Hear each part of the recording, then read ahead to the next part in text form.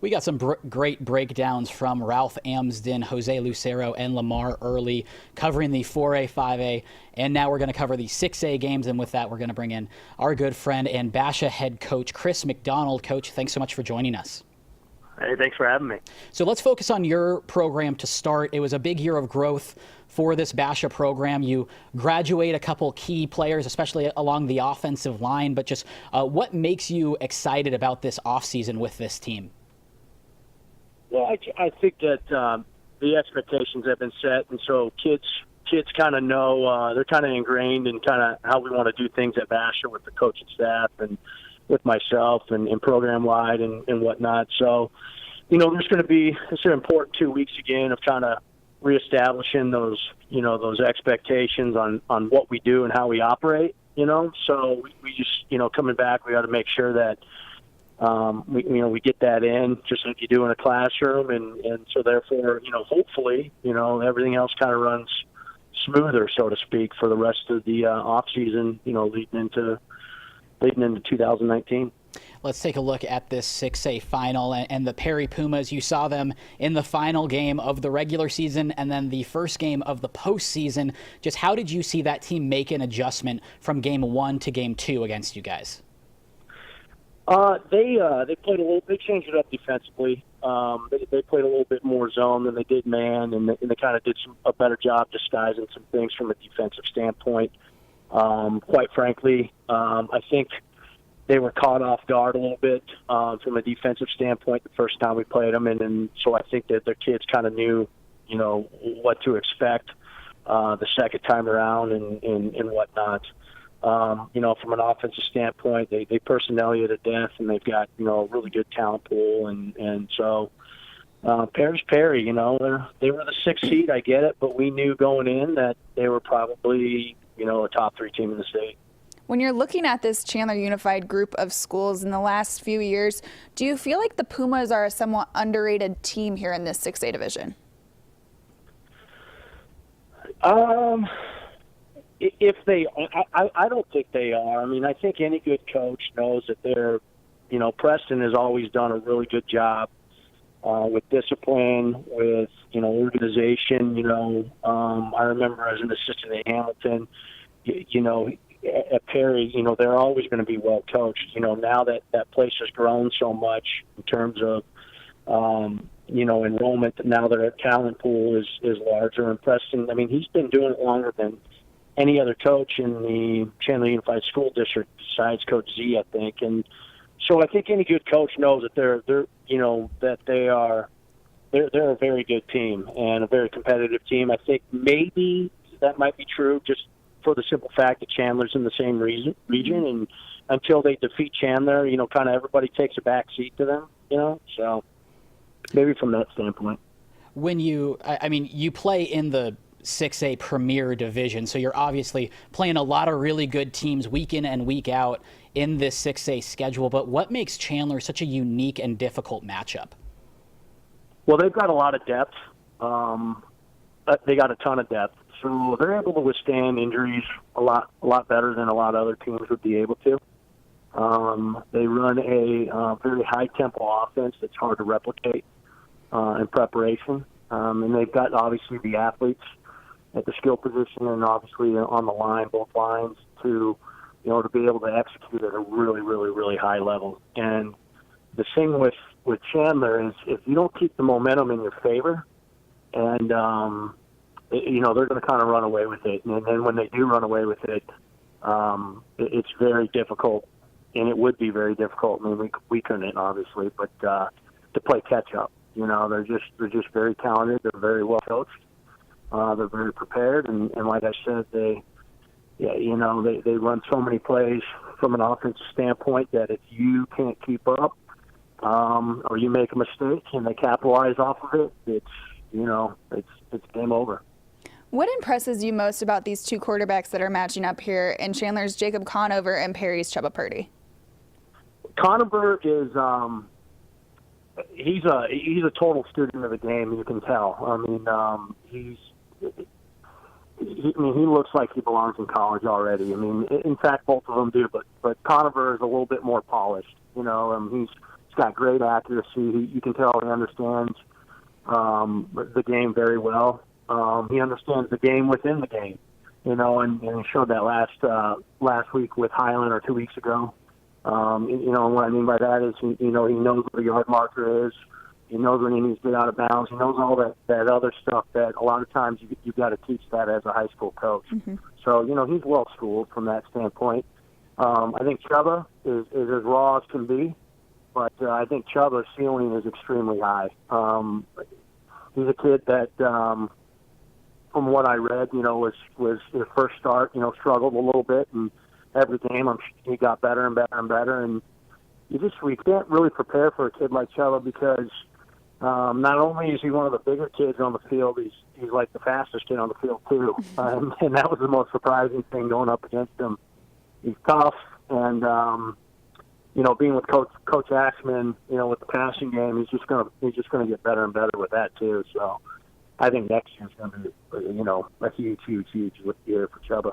Tough to see speed on film, definitely. I think it's safe to say that Chandler is the favorite in this 6A state title game.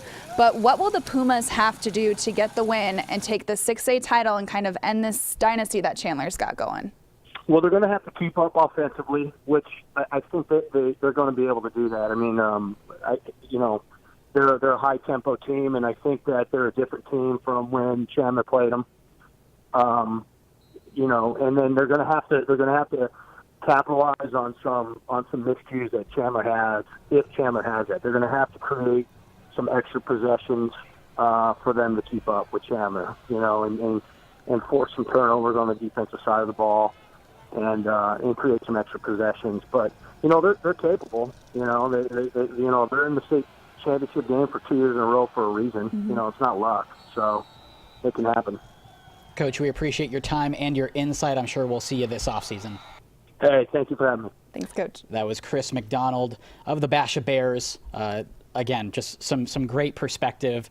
He knows this Perry team well, and especially the late season Perry, and then Chandler as well. And like he said, he has been an assistant with Hamilton, so he knows the scene. He knows the Chandler Unified very well, too. Quite well. So what was your biggest takeaway from that one? I really liked what he talked about with these quarterbacks and how they're both have that experience, but he obviously mentioned that Jacob Conover is a little more seasoned, and that's to be expected. Obviously, he's a 3-year starter. Chubba Purdy, this is his first year starting, and he mentioned too that first start for Chubba was a little shaky, and Chubba admitted to that. He said he did let the nerves get to him in that first start. So I think it's interesting when we talk about these quarterbacks, we don't always get the perspective of a coach who's playing them from like this kind of perspective. It's always the coach that's getting ready for them, and he mentioned Chubba's speed. I know I've talked to several coaches who have talked about how speed is nothing on film. You can't really prepare for that. So I thought that was pretty interesting. And then the way these teams are going to have to come out and get it. Perry obviously can't be slow. They have to come out and really want it here at the beginning. And I've mentioned before, I think I mentioned it earlier, Chandler can't come out slow because Highland took advantage of that last weekend or 2 weeks ago in the semis, and we went into overtime and saw how that one almost ended. So definitely. And I get the feeling that kind of like what Coach Lucero said with when Saguaro comes off the bus, it's like they've already beaten the opponents. Chandler has that effect too. I don't think Perry's afraid of Chandler. Yeah. Knowing what they did last year, how they were, maybe a Brock Purdy to Deshane James, 1 or 2 throws away from tying that game and potentially winning it. I think they know that they can go toe-to-toe against them. And Chubba, I would use one word I would use to describe him is fearless. He'll go try to make a play. He'll go try to make a big throw, and he's got the athletes around him. So I think that they kind of know what to expect. And the funny thing, so I was at this semifinal game for Perry. They locked it up against Pinnacle. Life was good.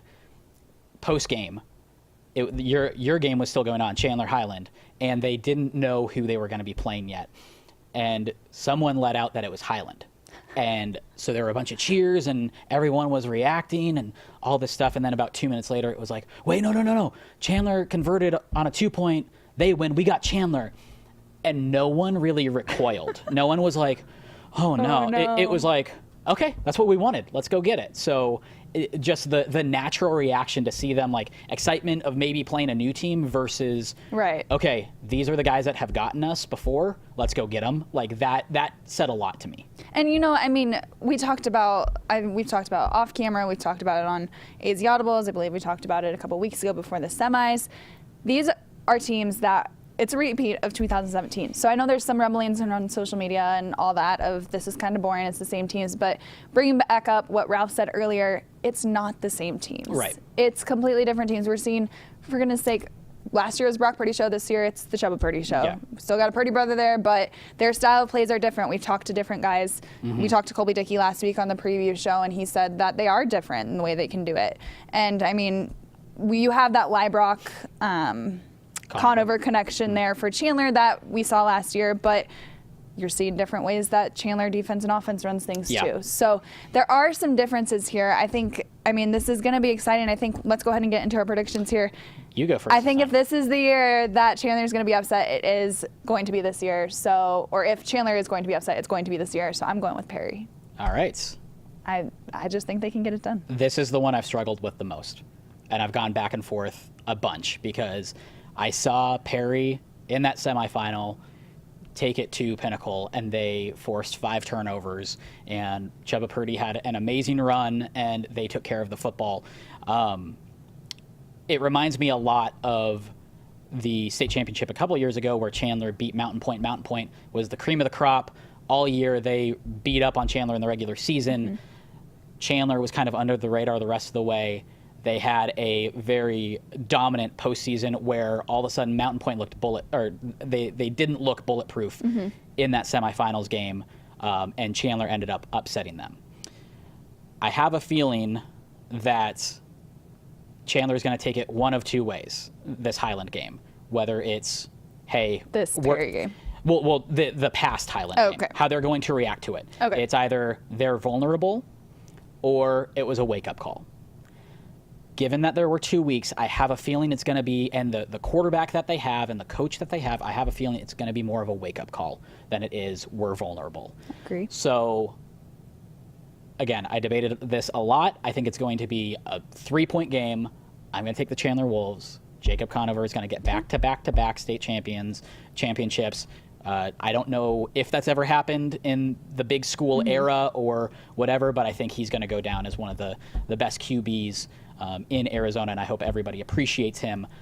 Perry, there's a lot of excitement for them this game and beyond. So. And I'll echo off of that a little bit. Part of the reason that I'm going with Perry here is because I saw the other side of this and saw Chandler in the semis and what Highland was able to do for that. And I have no doubt that Perry is watching the film from that game and just dissecting it, picking out those weaknesses, because there were a lot of weaknesses in that Chandler defense in that semifinal game against Highland. I'm going to make, you said it was going to be 3 points. I'm going to say this one's going to go into overtime too. So I totally could see that. So I'm going to go with that prediction for this game, that they're going into overtime. I'm going to stick to one overtime. Okay. Perry, don't underestimate the fact that Chandler may go for that 2-point conversion and surprise you. That was something that Sean Aguano told me post-game last week, or 2 weeks ago after that Island win, that they prepared for it. They were ready to go for those two if that's what it came down to. So they've been preparing for that, and I have no doubt that Perry's getting ready for their own extra 2-point conversion if needed. So looking at that one. And like I said, where Perry wasn't afraid because they went toe-to-toe with them last year in the state title game, I think Chandler's also kind of melding that into a wake-up call also, where it's, hey, we might have underestimated them in the first half. They took us to within 7 points.